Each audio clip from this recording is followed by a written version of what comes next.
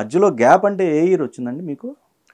నాకు ఈ ఈ సినిమా కన్నా ముందు నేను విమానం అని ఒక సినిమా చేశానండి. అంతవరకు సినిమాలు చేస్తున్నాను. విమానం తర్వాత ఇది పిక్ చేసుకున్నాక నాకు సినిమాలు వస్తూనే ఉన్నాయి సార్, దేవుడి దయ వల్ల. ఓకే. నేనే ఆపేశా. అంటే మళ్ళీ ఈ సినిమాతోనే మనకు కనపడాలి, వేరే ఇమేజ్తో గనక మనకు కనపడితే అది సినిమాకి ఎక్కడ ప్రాబ్లం అవుతుందని నేను ఏమి చేయలేదండి. 2 years ఏం సినిమా సైన్ చేయలేదు. ఈ సినిమా నేను అంత నమ్మాను. అందుకే నేను ఇప్పుడు మళ్ళీ కనిపించేసరికి వాళ్ళకి ఫ్రెష్గా ఎందుకు అనిపిస్తుందంటే వాళ్ళకి పాత థాట్ పోయింది. ఎక్కడ ఉంటుంది 100% మనం చేసిన క్యారెక్టర్లు అలాంటివి కాబట్టి ఉంటుంది, కానీ ఎక్కడో 10% ఫ్రెష్గా చూడడం మొదలుపెట్టారు. ఓకే. ఈరోజు ఆ క్యారెక్టర్ క్యారెక్టర్ నువ్వు చాలా బాగా చేసావు అని అందరూ అంటున్నారంటే నేను ఆ 2 years వాళ్ళు కనపడకపోవడం అని నేను అనుకుంటున్నాను.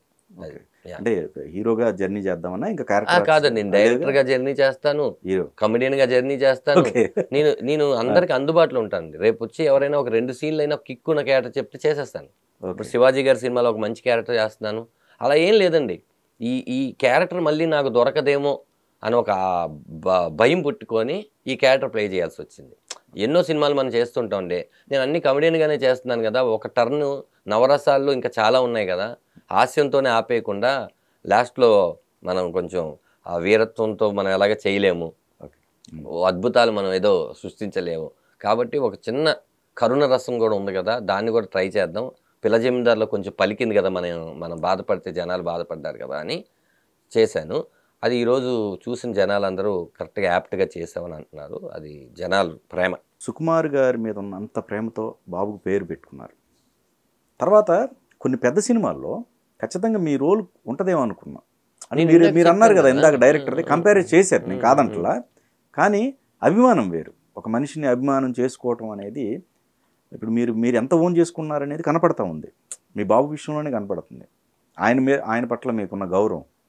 సో అక్కడ ఎప్పుడన్నా అప్రోచ్ అయినా అవ్వటం కానీ లేకపోతే ఈ సినిమా పాట ఆయనే లాంచ్ చేశారు, నాన్న పాట. ఓకే. ఆయన లాంచ్ చేసి సినిమా గురించి డైరెక్షన్ గురించి చాలా బాగా మాట్లాడారు. నిన్న ఆయన ఇన్స్టా స్టోరీలో పెట్టాడు, please watch the Ramam Raghavam, watch చేయండి మంచి సినిమా అని.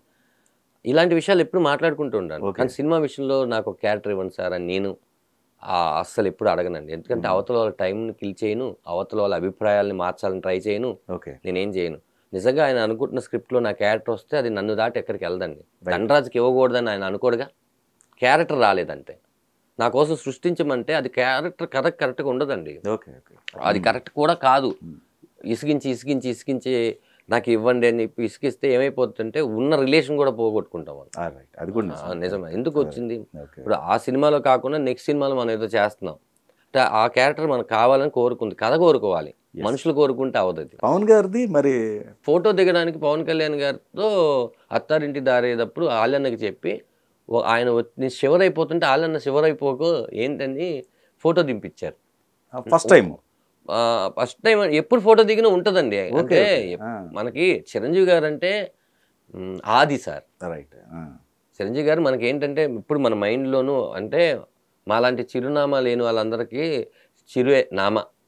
మాకు ఆయన చిరునామానే మేము అందరూ వచ్చేసాం చిరంజీవి గారు అని చెప్పి.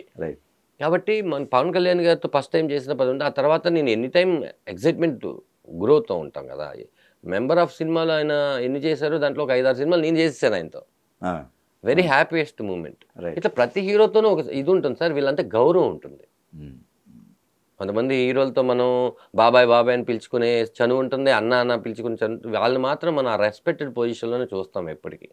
అలా నాకు చిరంజీవి గారు, పవన్ కళ్యాణ్ గారు వెరీ ఎమోషనల్.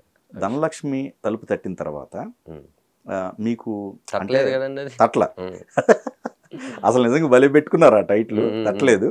తట్టినప్పుడు మీ తలుపు తట్టిన మంచి అవకాశం ఏంటండి? చాలా సినిమాలు రామం రాఘవే ఇది కాదు అప్పటికి ఆ టైం. అప్పటికి కూడా నేను సినిమాలు చేస్తూనే ఉన్నానండి. నాకు బ్రేక్ అయిపోయి మళ్ళీ నాకు ఏం ఛాన్స్ రావట్లేదు అనేది లేదు. కానీ ఏదో ఒక సినిమా అబ్బా ఇది నన్ను కాపాడింది అనేది ఉంటది కదా. అంటే మరి అది నాకు అర్థం. నేను ధనలక్ష్మి చేస్తున్నప్పుడు దాని తర్వాత రాజుగారి గది చేస్తూ ఉన్నాను. ధనలక్ష్మి రిలీజ్ కూడా దగ్గర డేట్ లేదు సినిమా చూడడానికి. నేను ఎక్కడ పూరి జగన్నాథ్ గారిది లోఫర్ షూటింగ్ లో ఉన్నాను. నేను ఎక్కడ భూపాల్లోనే ఎక్కడ ఉన్నా నేను. నాకు టైమే లేదు సార్. నీ షూటింగ్ ధనలక్ష్మి కూడా నా డేట్లు కొంచెం అడ్జస్ట్ చేసుకుని చేయాల్సి వచ్చింది. ఓకే ఓకే నేను ఎప్పుడు సొంత continue సినిమా చేస్తున్నాను. అయినప్పటికీ. సొంత సినిమా అయినప్పటికీ అదే. నాకు షూటింగ్ కూడా స్టార్ట్ చేసిన 5-6 రోజుల తర్వాత వెళ్ళాను నేను యాక్ట్ చేయడానికి. ఓకే అసలు అక్కడ ఏం జరుగుతుంది ఎలా తీస్తున్నారు కూడా లేదు. అది బాగా తీసాడు ఆయన. ఓకే ఆ టైంలో మేము ప్రేక్షకుల దగ్గర కరెక్ట్గా తీసుకుని వెళ్ళిపోయాం, వెళ్ళలేకపోయాం అంతే.